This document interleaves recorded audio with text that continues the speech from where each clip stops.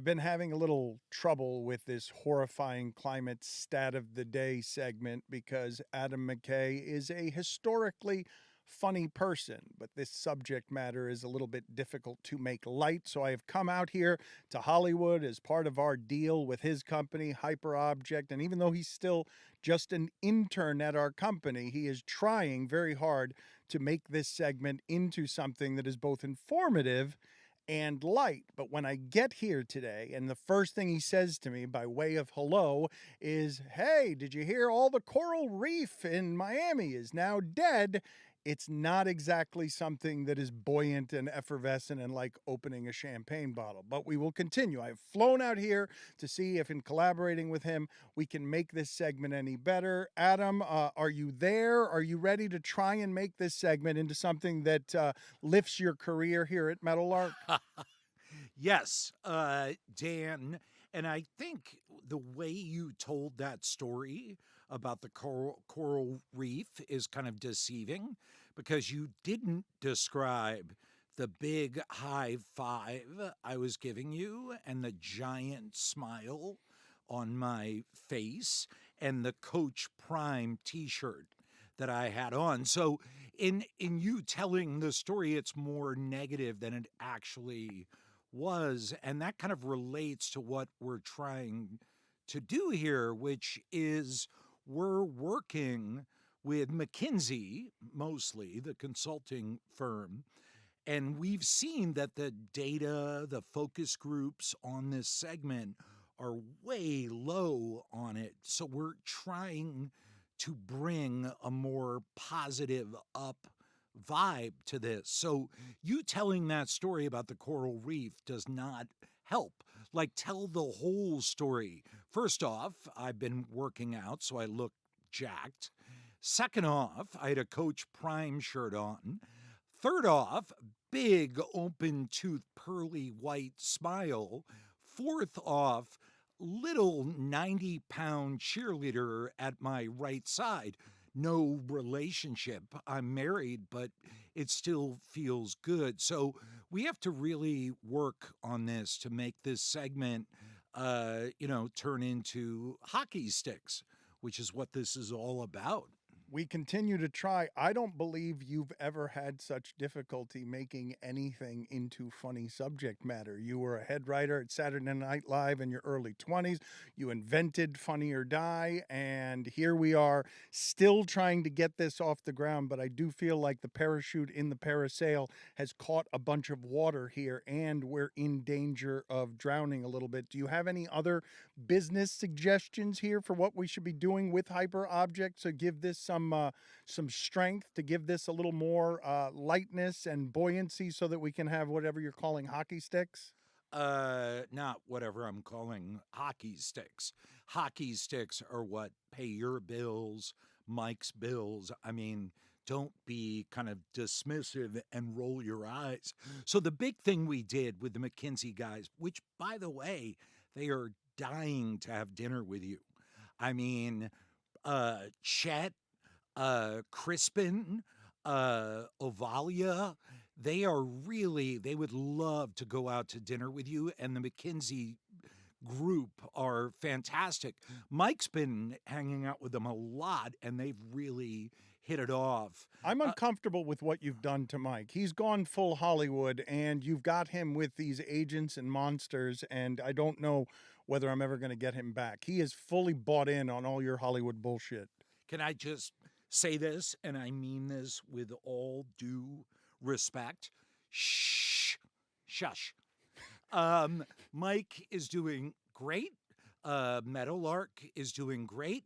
So the big thing this group of brilliant, talented McKinsey people told me is that even my image when I pop up feels flimsy. So we worked with, and we spent a lot of money on this, and this, Skipper's a little pissed because it comes out of Meadowlark.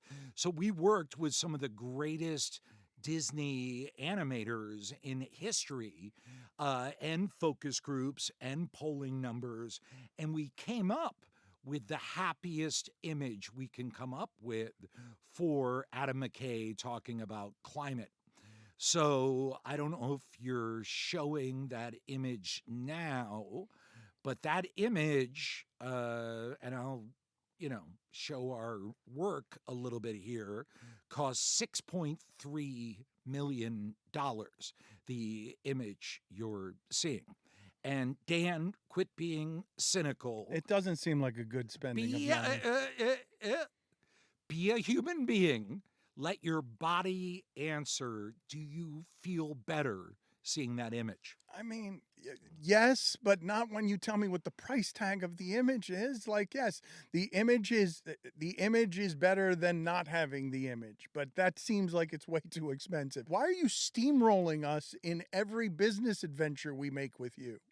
I mean, the bottom line is, Dan, like, yes, we're confronting a climate emergency. Like, the climate is hotter than it's been in 300,000, 700,000, a million years. But we have a wonderful free market economy that is operating in the United States and worldwide. And if we don't acknowledge that, we're going to just be running in place. So I'm trying to be a grown up. I'm trying to talk about net zero, carbon capture, all the things that Chevron, Exxon, Shell are talking about.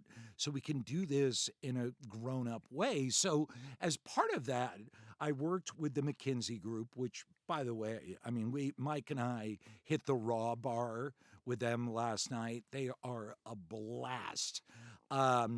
And so this feels wrong. This really does feel wrong. This is not going the way that I thought it was going to go. I don't mean the segment. I mean the relationship. I mean, we're friends outside this, right? Yes. So can I be honest? I hope so. You sound like a 12-year-old. Like, you sound so naive right now. Like, oh, it's wrong. I can't go in the tree fort because I don't, you know what I mean? Like, greed is not maturity, Adam. Capitalism is not being my most maximum mature adult. Look, if you want to go hold a radio up outside the CEO of Goldman Sachs, like John Cusack, and say anything, like, do it. But meanwhile, Mike and I are in the grown-up world. We're trying to get things done. I spoke with our great McKinsey team that's now working with Meadowlark, and we went through the idea of what should the climate stat of the day be. And so there's a new climate stat that will inform people but not bum people out or make them feel powerless. So hold on.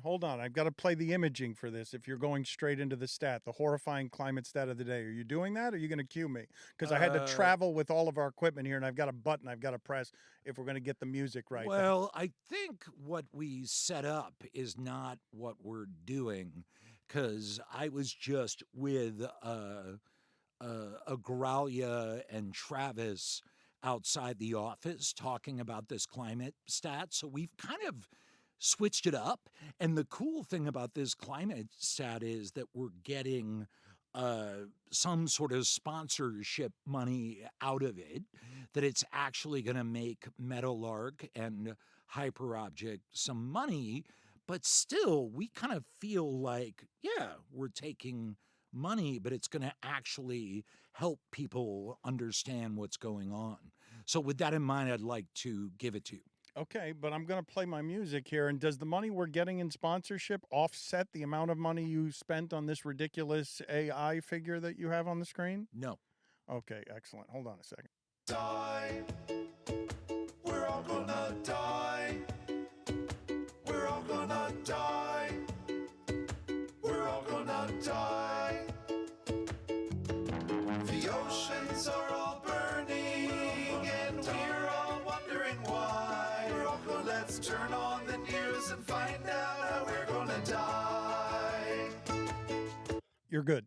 When it comes to customer service and quality energy options, where does Exxon rank? from 1 to 10. What do you mean? Where do they rank? They last. Number last. 1. No. Number 1. So that's the climate stat of the day. What do you mean Exxon ranks number 1 in terms of energy conservation? What are you talking about? I mean, Dan, if you hear the real climate stat of the day, your listeners, everyone's going to be bummed out. It's going to hurt Meadowlark. Right now, I'm looking through our studio window. The McKinsey crowd is going to be like neutral face. They never get that happy or sad, but they'll get super neutral faced. Do you really want the stat of the day? I want a climate stat of the day. All right, real quick. We're at 1.75 degrees Celsius warming above pre-industrial numbers right now.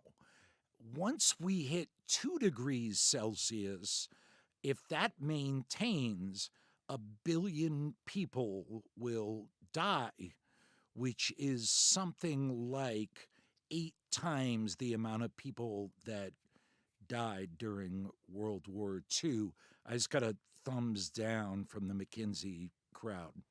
I don't think that people understand when you go on these degrees and Celsius and these decimal points. Now, everyone understands 1 billion people dying, but I don't think people necessarily understand how we are in a place that there is no turning back from. That once we get to 2.0, there's no fixing anything. Yeah, I mean, that's word for word what the McKinsey crowd was telling Mike and I last night at the Raw Bar.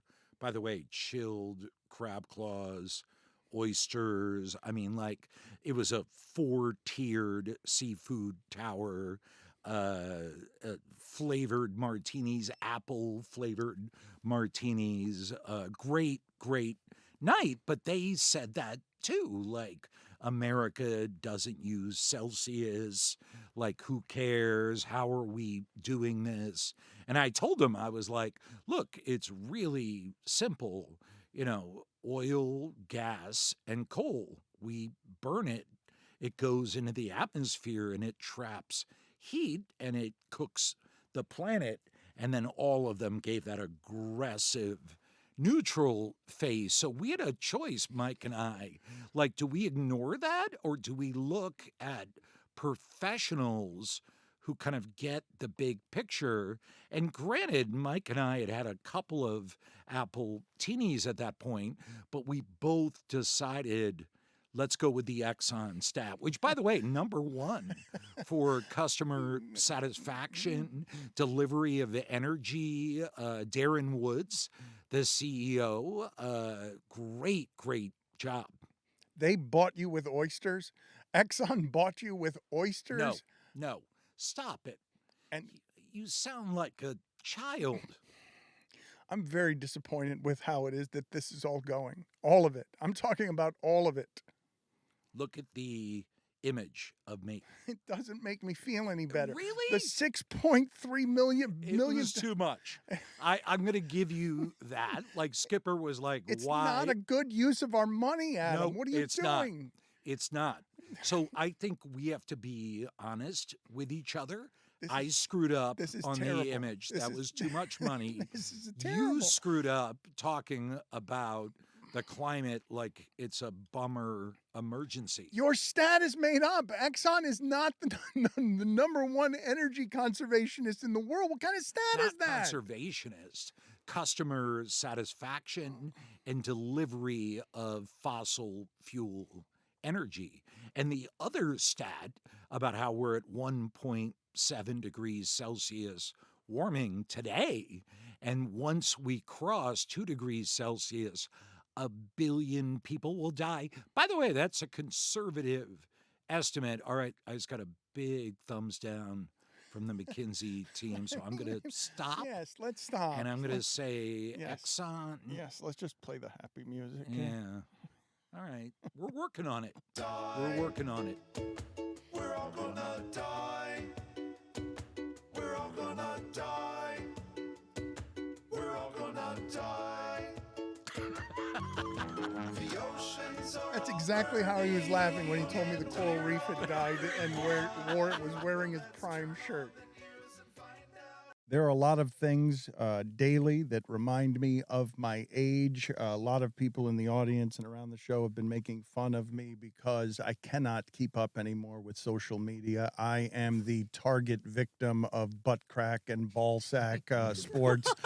And sports is a very. I was like, where are we going with that? but sure you hit sports there. I can't. Thank you, Brad. Brad Williams, Amin, and Charlotte in here with us in Hollywood. I can't keep up anymore, Amin, and I know you're having some trouble with it too. But I'm alarmed when Charlotte says she is now woefully falling behind. She is being left behind by social media, simply cannot keep up. I feel it happening. Like, I tried for a little while to make TikToks, and I was like, no one's watching these. If I think they're funny, nobody else thinks they're funny. I'm wasting time making something. So I stopped. Then Twitter is just like an absolute wasteland. So I'm like, I can't look at this. I can't understand my mentions anymore. And then Instagram, I like some of the like basic memes on Instagram, and I like watching TikTok, but I feel like I'm just giving up. I feel like I'm watching a car drive off without me. And I'm like, you know what? We had a good ride. Godspeed. No, it's funny because for me, I wonder whether is Twitter/X a wasteland, because I remember I used to be on top of like the things that people talk about. And now I feel like either the things that people are talking about just don't make sense to me. Like, for instance, the 48 oyster date. I don't know if you guys have seen Yeah, that. see, no. Right? Normally I would know what that is in previous years. Yeah. Right. No idea. Either it's that, well, it's this woman that went out on a date and she ordered 4 dozen oysters apparently, and the date got up and basically said, I'm going to the bathroom, and then just left, right? Oh. But that's not, I don't think that's typically not something that I would have cared about or care about now. Or is it that it is something I used to care about and now I just don't care anymore? So that'll happen a lot of times. Then I'll be watching a game. I'll watch the whole game, and I'll rewatch parts of it, and I'll talk about it with my friends and stuff. And then someone will say, "Did you see the whole controversy?" I'm like, "What?" Everyone on Twitter was talking about it. Like, what?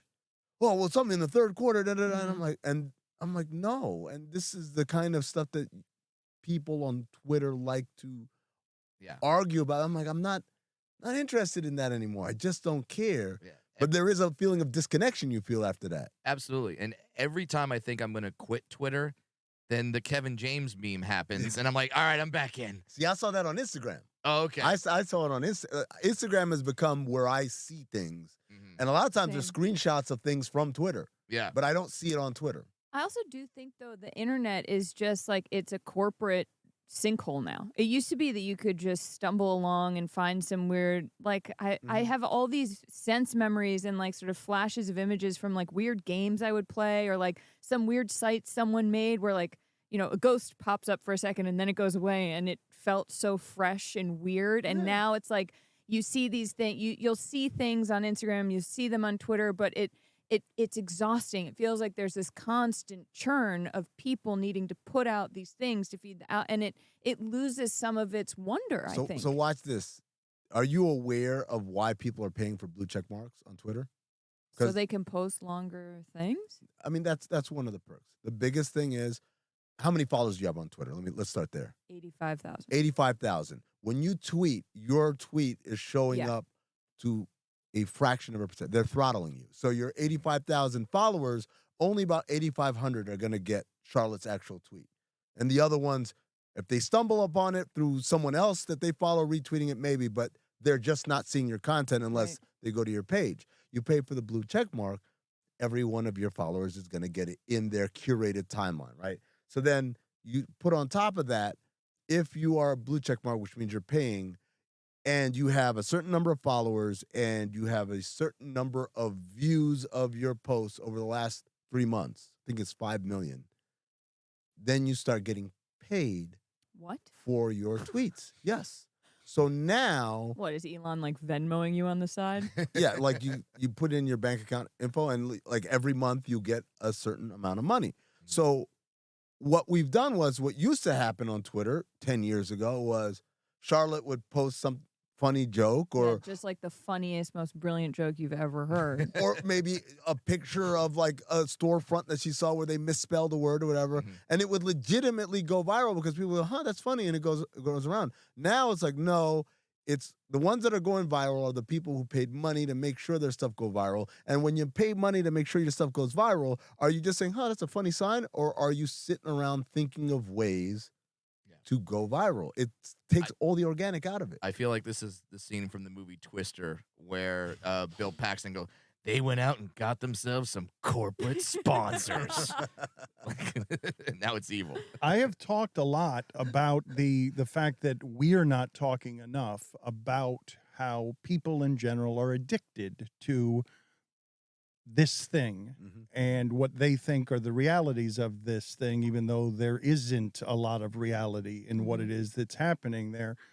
I don't believe that we've spent nearly enough time examining, because I think most people, I say addiction, you say, okay, that's a pejorative term. You don't want to be addicted to anything, but I don't think we've spent enough time talking about or examining what a mental health calamity this entire thing is that we are addicted to. I have told my wife that if I was not in this industry, I would frisbee my iPad into the ocean. I don't want to be connected to this thing, but I feel like I have a responsibility to be connected to this thing. And it's where I feel like I'm always falling behind, because if you're not constantly attendant to it, you're missing out on the big 48 oyster story. You're feeling like a real idiot because Amin is saying something and you don't know what he's talking about. And it has me at 4 a.m. on Sunday morning trying to figure out why farting is trending, because AOC evidently farted on us, or thought somebody thought she farted, and I'm chasing just these stupidities. Yeah, and it takes me a while, and I'm keeping to be reminded of this, that the social media world is not the world, and it's not what the vast majority of people are thinking. When the Montgomery, Alabama dock fight video went viral, I was like, cool, I'm going to talk about this on stage. And I went right to stage, and I talked about it, and the audience was staring at me like, the what? Yeah. The huh? I'm like, the video, the chairs, black guy swimming. Like, come on. We have and they were just staring at me like they didn't know what I was talking about. So you need those reminders every now and then of like, oh yeah, Twitter is not the world. But do you think that the people listening to this, do you think that we have an awareness about this thing that you're consuming or addicted to or presently tethered to at too much of the time? It's unhealthy, that what we're doing is actively and consciously unhealthy. Yeah, not only unhealthy, but the people behind these apps know it scientifically. Research, the Instagram story that came out last year, where they know what it does to people, and they are playing into those darkest points. All of them. Like Google, if you search like a nice pair of leather shoes near me, they will show you, they know based on your they're not, or like best pair of blank. They are not going to show you the actual best thing. They're going to show you what the ad dollars will give them the most money for, or what your habits. It's burying actual stuff for the stuff. It's like Twitter for the stuff people have paid for. And I think that the goal for all of these companies is to have you not leave their platform. Like Facebook realized that when you could link to news stories, people clicked it, took them away from their platform. So, we're pivoting to organic video. Suck people in. Instagram realized, we can't just be pictures anymore, even though that's what our customer base says they want, because the way we will keep people sucked in is with video after video after video. And if they lose your eyeballs, if you leave their site, they have lost something. So it's in their best interest to keep you as hooked as possible. Yeah, my wife is addicted to Facebook Marketplace. So she doesn't go to Amazon anymore. She goes to Facebook Marketplace, and she's obsessed with this group called Buy Nothing. I don't know if you guys... I know that. Yes. So Buy Nothing, for those of you who don't know, it's just a free exchange. You say, hey, this is what I have. I'm charging no money, and come take it. And you are not allowed to pay anything on Buy Nothing. Amin's trying to grab his phone right like, now. Where? Amin's like, free stuff? But the side effect of this is my wife saw some records on Buy Nothing, and I had just gotten a record player, so she wanted to do the very sweet thing of like, oh, I'm gonna get my husband some records. Yeah. So then she goes to this person's house, a strange house. Okay. She pulls up, she's like, I'm here for the records, and they go, great. They bought out like 4 pallet jacks of records, just insane, and not records that you want to hear. It's like Mein Kampf on audio. 3 copies, 3 different languages, and now she has a pallet jack of records in the back of her she car. had to take it all. She's Wait, too wait, nice wait. of a person. She didn't say no. She's like, okay, I got myself into this scenario. What? Did the person buy it to give them away? No, they got it from their like dead grandfather Like, or something. They had it, and I was They like, had it. I don't want this. You Yeah. just get someone to come take So it. are they in your, like, do you have them? Yes, I have all the records. There's a room in my house that is now the record room, and not in a way Are that's you like are fun. you going to go back to Buy Nothing and now sell the ones or Yes, give away the yes. ones you don't want? If you're in the Los Angeles area and you see me holding one record, buyer beware. It's not going to be one. You know what you should do? You should bring them with you to the show and then autograph them. Yeah, Just like sign 'em. sign them. Here's Rosemary Clooney singing a nursery rhyme, but I'm going to sign it. By the way, that's literally a record that we have. Do you, any of you, feel shame when your computer tells you that your screen time is up Every by? week. I have gotten mine Every down week. though. I've just for I've you. been like, this feels Good for awful. you. I need to not look Yes. at this. And then when it does go up, I feel like I haven't gotten my steps in. The screen time steps are also directly correlated. It'll be like, Yep. your screen time went up 60% and you walked 1 foot, you giant slob. It's such a sobering moment when I'm just sitting there on a Friday and all of a sudden the thing pops up and it's like, you averaged 12 hours a Oh. day. And you're just like, ah. And then it says, and you're down 7%. I'm like, oh. He just said to her, Improvement. like an AA meeting, support group. Good for you. Yeah, You're I know. down. You're And- down. and Your I screen think he time meant is it. I down. meant it I think Brad sincerely. meant it. I meant it Thank you. sincerely. I was like, you're You working can't on always yourself. tell around here. Yeah, you're getting better, and that's wonderful. Thank you so much. I have told you guys how alone I feel trying all over America to pay cash for things and feeling like I'm being discriminated against because my cash is no good unless you have a tip jar, because so many of these places, they'll take only my credit card right up until the tip jar is there. They all have tip jars, and those don't take credit cards. I'm Those telling you right now, Dan, I'll take your cash anytime you need. Well, I was delighted to go to a comedy show earlier this week and have this happen because it was cash only. First of all, cash only. And not only cash only, but so old school that when I got there, the woman who took my cash went and fished the change out of her bra. Like, put the Oh. cash in her What bra did she do? and took it out of her bra. But do you think that if there are many cash only places anywhere, that people now with cards, that the tide has shifted so much on this, that people with cards feel like I do with cash? What do you mean I only can pay cash here? That seems like something that's unfair to me. Is the reverse happening? Oh yeah, I never have cash, and if they say I can't pay with even my phone, like sometimes I'll walk around without even a card. I'll just have my phone out doing the little double tap, look at your face, Yeah. beep.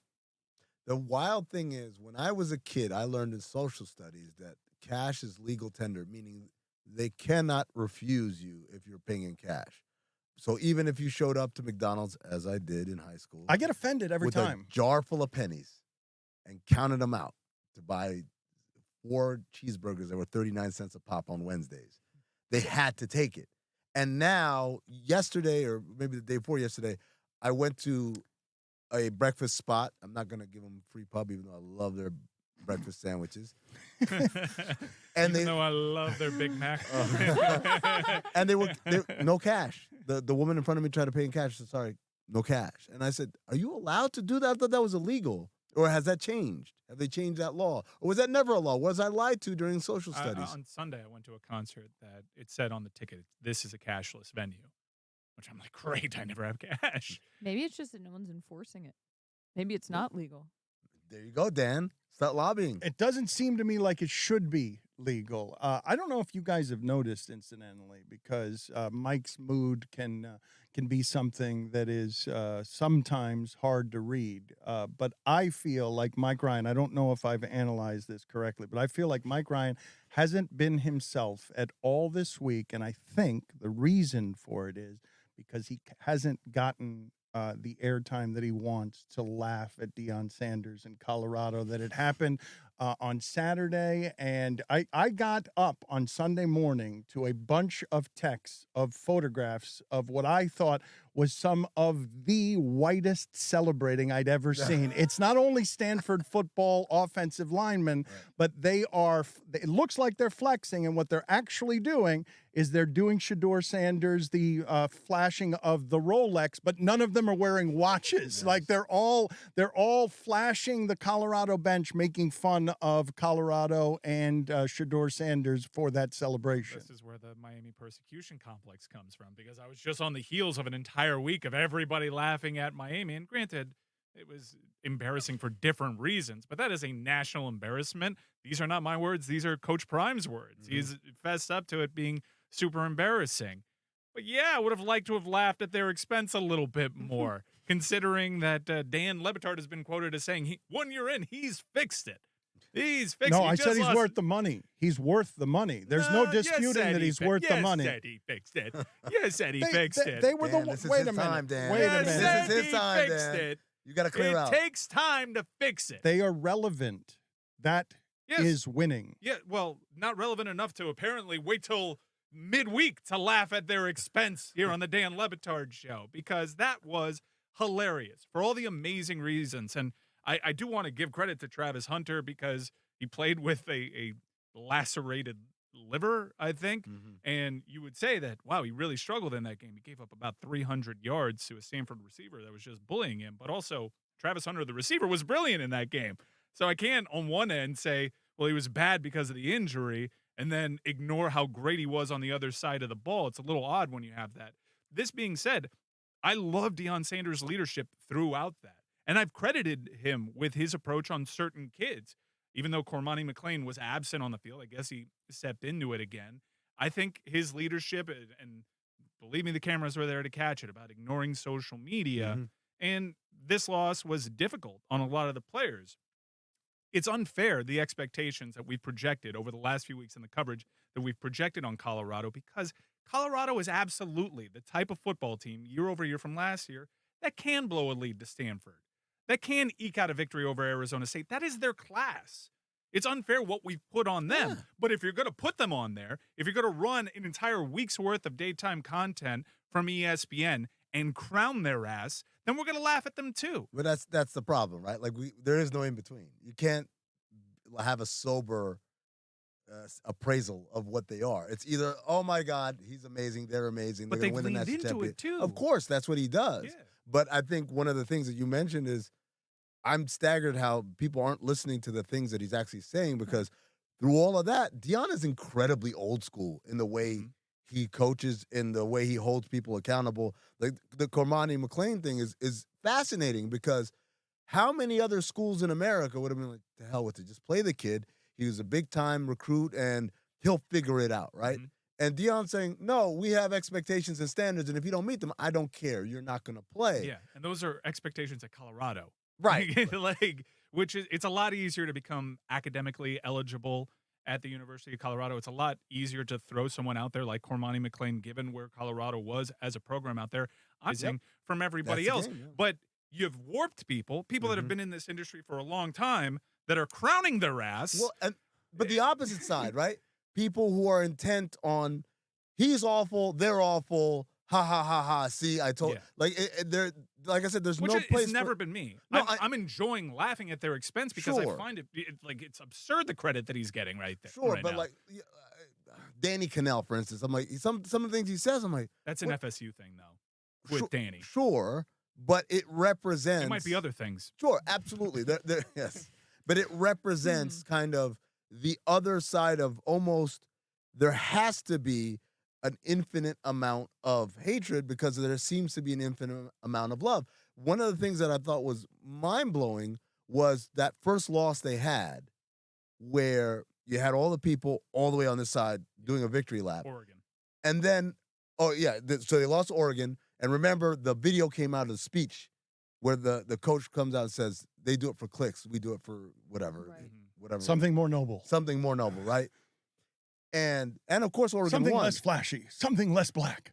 Something, whatever he was doing something that suggested we're the opposite of whatever they are. But that's the thing that. But hold on, let me I finish the wanna make point. the- make the Right? point. So the number of people who are in our industry who have been very rah-rah Deion Sanders, who took so much offense to that speech, I said, have you been in a locker room before? Do you think so? Guys, now those are good guys out there. We're pretty good too. Let's go out there and give them a good. No, you go out there and say, they're evil. We got to destroy them. I once heard a coach in our locker room, as part of the pep talk, to say that team we're playing Cleveland, like they're from the East. We're out here in the West. You guys don't remember the Cold War. In the Cold War, Stop it. the West and the East were mortal enemies, and our mission was to destroy the East. Tonight, guys, our Cold War begins. I'm like, you made a Cold War analogy? Because we're on a regular season game against Cleveland in like February or whatever. But that's what the locker room speeches are. And they're supposed to be over the top and very kind of polarizing. Wait, the whole thing reminds me a little bit of The Bachelor. Hear me out. Everybody said on The Bachelor, people would be like, well, or The Bachelorette, say, Bachelorette, you have one woman, a bunch of guys, and guys would be like, well, he's not here for the right reasons.